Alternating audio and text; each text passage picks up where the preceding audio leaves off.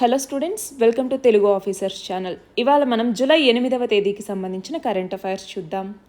మన first article చూడండి. నార్మల్గా మన దేశంలో నిరుద్యోగం ఎలా ఉంది అని తెలుసుకునేందుకు NSSO national sample survey organisation అన్నటువంటిది పీరియాడిక్ లేబర్ ఫోర్స్ సర్వే అన్నటువంటిది నిర్వహిస్తుంది. పీరియాడిక్ లేబర్ ఫోర్స్ సర్వే లేదా నియతకాల కార్మిక శక్తి సర్వే అంటాము. మరి దీని ప్రకారం చూస్తే 2022లో జూలై సెప్టెంబర్ ఆ టైంలో మన దేశంలో నిరుద్యోగిత 7.2%. మరి 2023లో జూలై సెప్టెంబర్ సేమ్ టైంలోకి వచ్చేసరికి నిరుద్యోగిత 6.6%కి తగ్గింది అన్నట్టుగా ఈ సర్వే చెప్పింది. మరి నిరుద్యోగితకి సంబంధించి పురుషులతో పోలిస్తే మహిళల్లోనే ఈ నిరుద్యోగిత అన్నటువంటిది ఎక్కువగా ఉంది. అలాగే మన దేశంలో ఉండే కార్మికుల్లో 90% మంది అన్ఆర్గనైజ్డ్ సెక్టార్లోనే పనిచేస్తూ ఉన్నారు. అన్ఆర్గనైజ్డ్ సెక్టార్ అంటే ఏమంటాము? అసంఘటిత రంగం అని కూడా పిలుస్తూ ఉంటాం. ఇలా అసంఘటిత రంగంలో పనిచేస్తున్నారు. దాంతో సరైనటువంటి విద్యార్హతలు కావచ్చు, నైపుణ్యాలు కావచ్చు, ఇలాంటివన్నీ వాళ్ళకి సరిగా ఉండవు. మరి మన దేశంలో ఆల్రెడీ మంచి విద్యార్హతలు ఉన్న వాళ్ళకే నిరుద్యోగిత చాలా ఎక్కువగా ఉంటుంది. ఫర్ ఎగ్జాంపుల్ మనం చూస్తే 2015వ సంవత్సరంలో గవర్నమెంట్ స్కిల్స్ని వాళ్ళలో పెంపొందించాలన్నట్టుగా స్కిల్ ఇండియా మిషన్ని తీసుకొచ్చింది. అవునా? స్కిల్ ఇండియా మిషన్ అని చెప్పేసి. మరి దీని ప్రకారం ఏంటి? మన దేశంలో ఉన్నటువంటి యువతలో సరైనటువంటి నైపుణ్యాలు అన్నటువంటి ఉండట్లేదు. దాంతోనే వీళ్ళకి ఉద్యోగాలు రావట్లేదు అన్నట్టుగా నైపుణ్యాలని కలిగించాలన్నటువంటి లక్ష్యంతో స్టార్ట్ చేసినటువంటి స్కీమ్ ఇది, స్కిల్ ఇండియా మిషన్ అన్నటువంటిది. మరి దీని కింద ఎంతవరకు స్కిల్స్ ఇస్తున్నారు, ఎంతవరకు జాబ్స్ వస్తున్నాయన్నటువంటి విషయం కనుక మనం పక్కన పెడితే, ఇప్పుడు పరిశ్రమలు కావచ్చు, సేవా రంగాలు కావచ్చు, వీటిలో ఉండేటటువంటి సిబ్బందికి ఈ వృత్తి విద్యా శిక్షణ అన్నటువంటిది సరిగ్గా ఉండట్లేదు. మనం చూస్తే వృత్తి విద్యలో శిక్షణ పొందినటువంటి సిబ్బంది 2022-23లో కేవలం 2.1 కోట్లు మాత్రమే. దక్షిణ కొరియాలో 96%, జపాన్లో 80%, అమెరికాలో 52% కార్మికులకి వృత్తి విద్యా శిక్షణలు వచ్చు. కానీ మన దేశంలో చాలా తక్కువ శాతానికి మాత్రమే ఇవ్వచ్చు అనమాట. మరి జాతీయ నైపుణ్యాభివృద్ధి ఏజెన్సీ అని ఉంది, జాతీయ నైపుణ్యాభివృద్ధి కార్పొరేషన్ అని ఉంది. సో ఇవన్నీ కూడా పనిచేస్తున్నాయి. రాష్ట్రాలు కూడా నైపుణ్యాభివృద్ధి కార్యక్రమాలను చేపడుతూ ఉన్నాయి. ఫర్ ఎగ్జాంపుల్, ప్రధానమంత్రి కౌశల్ వికాస్ యోజన అనేసి కేంద్ర ప్రభుత్వం తీసుకొచ్చింది. దీన్ దయాళ్ ఉపాధ్యాయ గ్రామీణ కౌశల్ వికాస్ యోజన అని తీసుకొచ్చారు.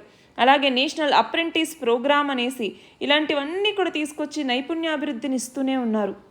కానీ మనం గమనించాలి, 2022 కల్లా 40 కోట్ల మందికి నైపుణ్యాభివృద్ధి అందించాలి అని లక్ష్యంగా పెట్టుకుంటే అది ఎంతవరకు నెరవేరింది అన్నటువంటిది మనం చూడాలి.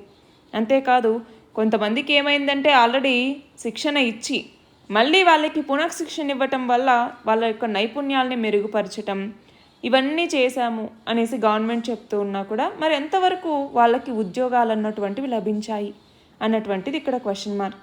అయితే ఇక్కడ మనం గమనించాల్సింది ఏంటి?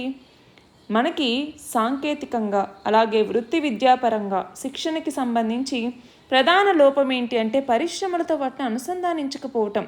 ఊరికే చదువుతూ ఉన్నారు కానీ ప్రాక్టికల్స్ అన్నటువంటివి ఉండట్లేదు.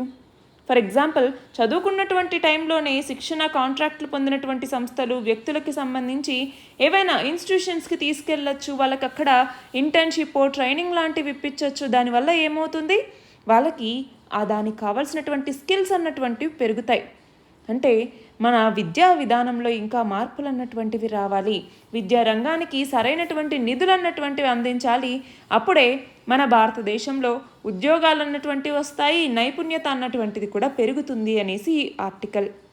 మన నెక్స్ట్ ఆర్టికల్ చూడండి. ఇథనాల్ ఉత్పత్తికి సంబంధించి మనం చూస్తే COP28 జరిగినప్పుడు ఏమని లక్ష్యంగా పెట్టుకున్నారు? 2030వ సంవత్సరానికల్లా రెన్యూవబుల్ ఎనర్జీ కెపాసిటీ ప్రస్తుతం ఏదైతే ఉందో దానిని 3 times చేయాలి, ట్రిపుల్ చేయాలి అన్నట్టుగా లక్ష్యంగా పెట్టుకున్నారు. మరి దానికి సంబంధించి మన భారతదేశం అయితే ఇథనాల్ బ్లెండింగ్ ప్రోగ్రామ్ అన్నటువంటిది అమలు చేస్తోంది. ఏంటి? Ethanol blending programme. So ethanol blending programme ద్వారా ఏంటి అంటే డీజిల్, పెట్రోల్ వీటిలో ఇథనాల్ని మిక్స్ చేస్తారనమాట. మరి దీని ప్రకారం లక్ష్యం ఏంటి? 2025వ సంవత్సరం నాటికల్లా ఇథనాల్ని 20% బ్లెండ్ చేయాలి అన్నటువంటిది లక్ష్యం. అవునా? మరి అది కొన్నిసార్లు ఏమవుతుందంటే షుగర్ స్టాక్స్ అన్నవి తక్కువగా ఉండటం, అంటే షుగర్ కేన్ ప్రొడక్షన్ అన్నటువంటి తక్కువగా ఉండటం, ఇలాంటి టైంలో కొంచెం ఫ్లక్చుయేట్ అవుతూ ఉంటుంది.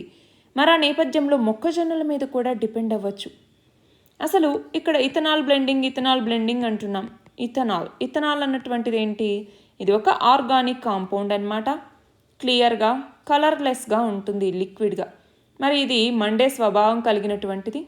దీన్ని ఎలా ప్రొడ్యూస్ చేస్తారు అంటే ఫర్మెంటేషన్ ద్వారా, ఈస్ట్ను ఉపయోగించి ఫర్మెంటేషన్ ద్వారా ప్రొడ్యూస్ చేస్తారు. నార్మల్గా ఆల్కహాలిక్ బెవరేజెస్లో ఎలా అయితే ప్రొడ్యూస్ చేస్తారో అలా అనమాట. అది కాకుండా కెమికల్ ప్రాసెస్ ద్వారా కూడా, ఫర్ ఎగ్జాంపుల్ ఇథిలిన్ని హైడ్రేషన్ చేయటం ద్వారా కూడా దీన్ని ఉత్పత్తి చేస్తారు.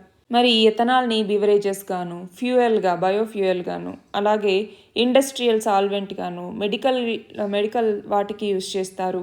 అలాగే కెమికల్ ఫీడ్ స్టాక్గా కూడా, అంటే కెమికల్స్ని ప్రొడ్యూస్ చేయడంలో కూడా వీటిని యూజ్ చేస్తారు.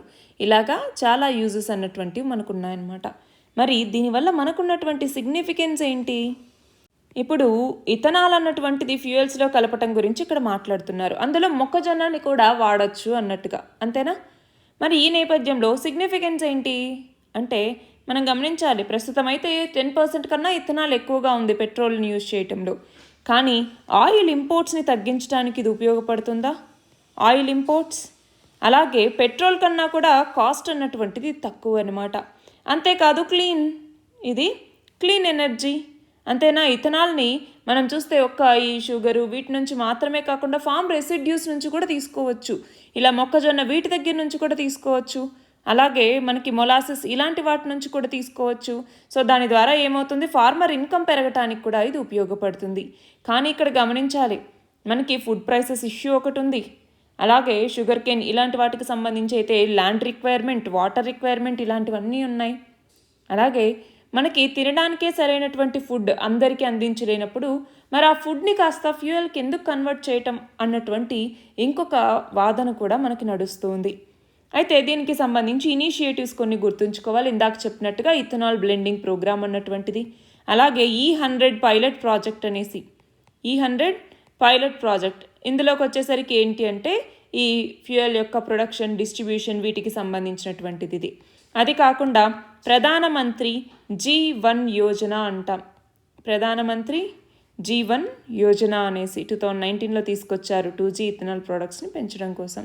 అలాగే 2018లో మీకు గుర్తుంటే నేషనల్ పాలసీ ఆన్ బయోఫ్యూయల్స్ అన్నటువంటి దాన్ని తీసుకొచ్చారు. సో ఇవన్నీ కూడా మనకు గుర్తుండాలి. మన నెక్స్ట్ ఆర్టికల్ చూడండి. ఉత్తరాఖండ్లో వర్షాలు అన్నటువంటివి తీవ్రంగా పడటంతో చార్ధామ్ యాత్ర అన్నటువంటిది వాయిదా పడింది అన్నటువంటి న్యూస్ ఇప్పుడు మనం చదువుతున్నాం. చార్ధామ్ యాత్ర, మరి ఇందులో భాగంగా చార్ధామ్ అంటే ఏంటి? చార్ అంటే 4, ధామాలు అంటాం కదా. సో ఏమేంటవి అంటే ఒకటి వచ్చేసరికి బద్రీనాథ్, రెండవది వచ్చేసరికి కేదార్నాథ్, మూడవది గంగోత్రి, నాలుగవది వచ్చేసరికి యమునోత్రి. ఈ 4ంటిని కలిపి చార్ధామ్ అనేసి పిలుస్తూ ఉంటాము. అంతేకాదు ఈ చార్ధామ్ యాత్రని క్లాక్ వైజ్లో ఫినిష్ చేయాలన్నట్టుగా చాలామంది నమ్ముతూ ఉంటారు కూడా. మైథలాజికల్ ఇంపార్టెన్స్ చాలా ఉంది వీటికి. అయితే మనకి ఎకనామిక్గా కూడా వీటి యొక్క ఇంపార్టెన్స్ ఉంది. ఫర్ ఎగ్జాంపుల్ కల్చరల్ టూరిజం, అలాగే ఎకనామిక్గా కూడా ఇది చాలా బాగా ఉపయోగపడుతుంది. అంతేకాదు లోకల్ కమ్యూనిటీస్కి ఎక్కువగా ఎకానమీని తెచ్చిపెట్టడానికి ఇది చాలా ఇంపార్టెంట్, అంతేనా? అక్కడ వాళ్ళకి ఈ లోకల్ ఎంప్లాయ్మెంట్ అన్నటువంటిది కలుగుతుంది, టూరిజం ఇండస్ట్రీ పెరుగుతుంది, ఎక్కువ మంది విజిటర్స్ వరల్డ్ వైడ్గా కూడా మన దేశానికి విజిట్ చేయగలరు. అంతేకాదు ఇక్కడ ఛాలెంజింగ్ టెరైన్స్ ఉంటాయి, పెద్ద పెద్ద ఆల్టిట్యూడ్లో మౌంటైనస్ రీజియన్స్ ఉంటాయి. సో ఎక్కువ మంది చూడడానికి ఇష్టపడతారు. అంతేకాదు ఈ చార్ధామ్ యాత్రని పూర్తి చేసినటువంటి వాళ్ళు ఈ పాపాలన్నీ పోగొట్టుకుని వాళ్ళు ముక్తిని పొందుతారు అన్నట్టుగా నమ్ముతూ ఉంటారనమాట. సో ఆ నేపథ్యంలో మనకి ఇది ఇంపార్టెంట్. నెక్స్ట్ చూడండి. ఉత్తర భారతదేశంలో, నార్త్ ఇండియాలో పాతాళ గంగ అంటే ఇక్కడ భూగర్భ జలాలు అన్నటువంటివి తరిగిపోతూ ఉన్నాయి అన్నటువంటి నేపథ్యంలో ఈ ఆర్టికల్ ఇచ్చారనమాట. మరి తాజా అధ్యయనంలో ఏం తెలిసింది? రీసెంట్గా హైదరాబాద్లోని నేషనల్ జియోఫిజికల్ రీసెర్చ్ ఇన్స్టిట్యూట్, అలాగే IIT గాంధీనగర్ వీళ్ళ ఇద్దరూ కూడా కలిసి ఈ యొక్క పరిశోధన చేశారనమాట. దీని ప్రకారం ఉత్తర భారతదేశంలో 2002 నుంచి 2021 మధ్య దాదాపు 450 క్యూబిక్ కిలోమీటర్ల మేర భూగర్భ జలాలు అన్నటువంటివి తగ్గిపోయాయి. అంతేకాదు దేశంలో అతిపెద్ద రిజర్వాయర్ అయినటువంటి ఇందిరా సాగర్ డ్యామ్ ఏదైతే మధ్యప్రదేశ్లో ఉందో దాని గరిష్ట నిల్వ సామర్థ్యం కన్నా ఇది 37 రెట్లు ఎక్కువ అన్నమాట. మరి ఇంత మేర భూగర్భ జలాలు అన్నటువంటివి కోల్పోవటం జరిగింది. మరి మనం కనుక గమనిస్తే 1951 నుంచి 2021 మధ్య వర్షాకాలంలో ఉత్తరాదిలో వానలు అన్నటువంటివి తగ్గాయి, శీతాకాలంలో ఉష్ణోగ్రతలు అన్నటువంటివి పెరిగాయి. ఈ రెండు అంశాల వల్ల ఏమైంది, వ్యవసాయానికి అంటే సాగునీటికి డిమాండ్ అన్నటువంటిది పెరిగింది, దాంతో భూగర్భ జలాల రీఛార్జ్ అన్నటువంటిది తగ్గిపోయింది.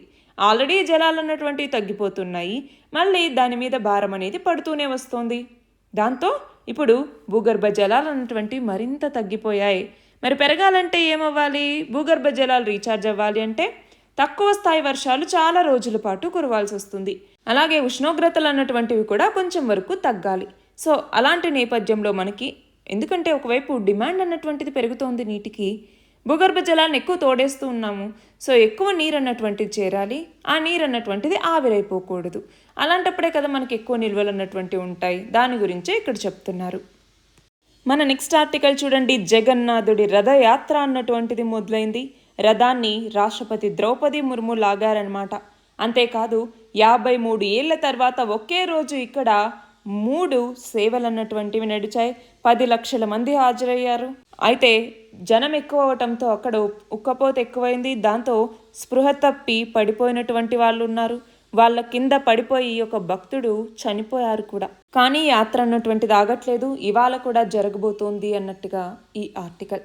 మరి ఇక్కడ మీకు జగన్నాథుడి రథచక్రాలు అంటూనే శ్రీశ్రీ గారి ఒక రచన గుర్తొస్తుంది. ఏంటది? పతితులార భ్రష్టులార బాధాసర్ప దష్టులార.